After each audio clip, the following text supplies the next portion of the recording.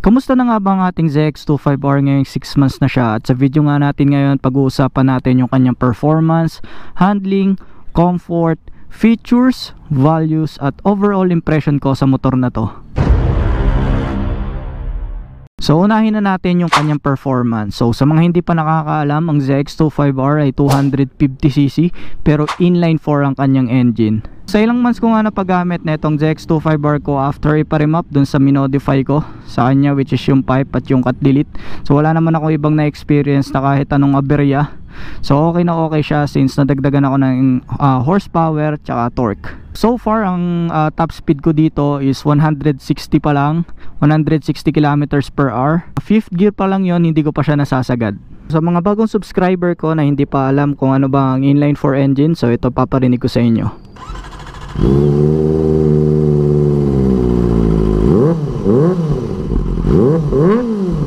So ganyan ang tunog ng inline 4 engine, guys. So isunod naman natin yung kanyang handling. So gaya nga ng sabi ko, 160 kilometers per hour pa lang yung natatakbo ko dito, hindi ko pa nasasagad yung fifth gear niya. So when it comes sa high speed, sobrang stable naman niya. May OBR pa ako nun. And during corner naman, sobrang smooth niya. Yung konting challenge ko lang dito is kapag nagmamaneuver ka. Like for example, mag-U-turn ka, traffic, or kapag mag-change ka ng lane, like dito, tapos mag-change ka ng lane, iikot ka. Sobrang liit lang kasi ng turning radius ng mga sports bike eh. Given na kasi yun eh. So kung mapapansin nyo dito, ganyan lang yung liko nyo. Yan, ganyan lang yung liko niya, sobrang liit lang. So kailangan mo talaga umatras, abante, atras, abante ka dyan bago ka makakompleto ng isang turn.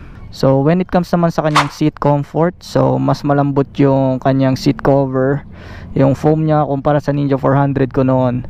So sa OBR naman, medyo manipis kasi yung foam, tsaka medyo rough kasi yung seat cover ng aking Ninja 400 noon, kaya sumasakit yung puweta ng aking OBR.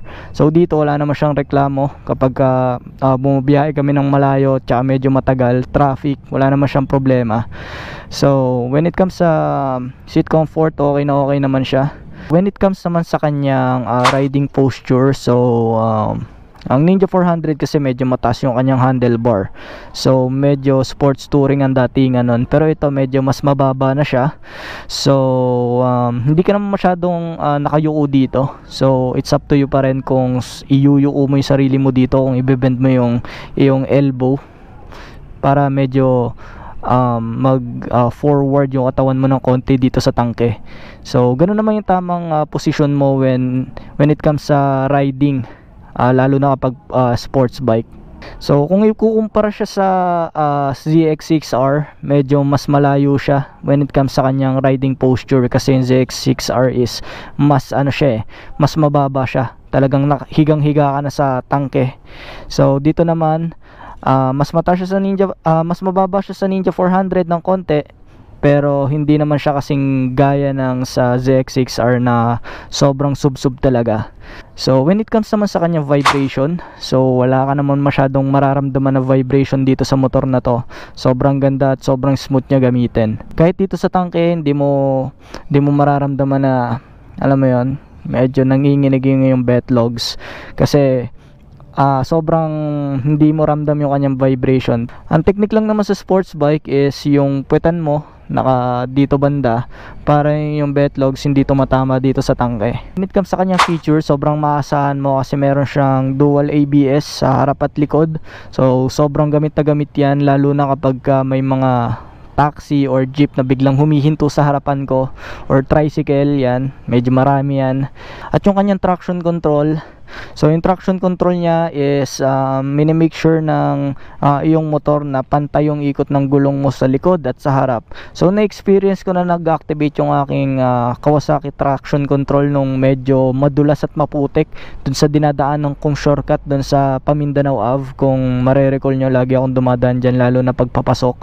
So ang ikot ng gulong ko dapat pantayan. So kapag hindi, nadulas, like for example yung likod nadulas, mag-activate yung kanyang Kawasaki traction control.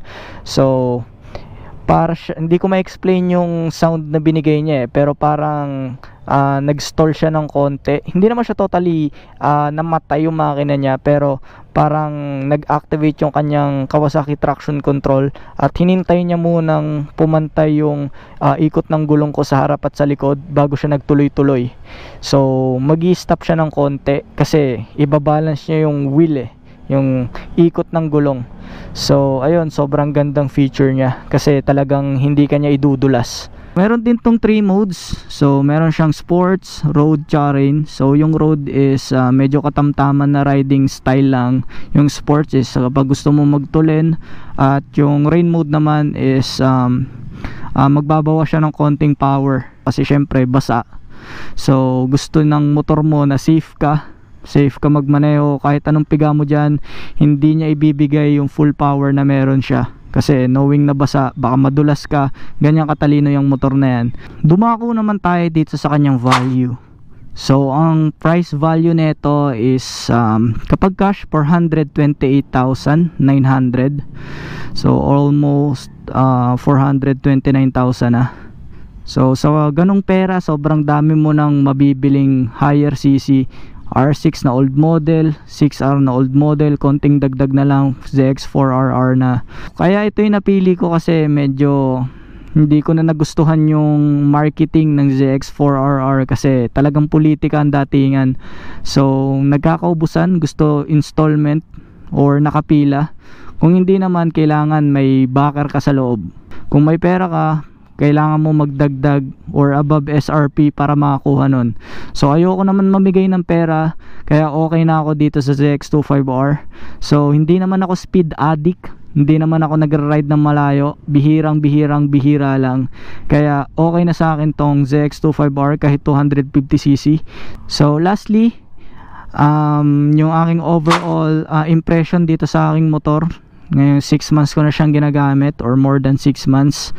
So ang hindi ko lang, kaisa-isa ko lang na hindi nagustuhan sa kanya is yung medyo maingay yung kanyang tensioner yun or housing. Kasi yung nakaraang vlog ko, kung napanood nyo, pinacheck ko na yan sa ilang mga mekaniko na trusted talaga, for Bike Point, dito kay King, dito sa Bagumbong. So big bike mechanic yung mga yan, nilapitan ko. At yung mga iba talaga na mga like si Nico, yung mekaniko ko dati since R15 pa lang.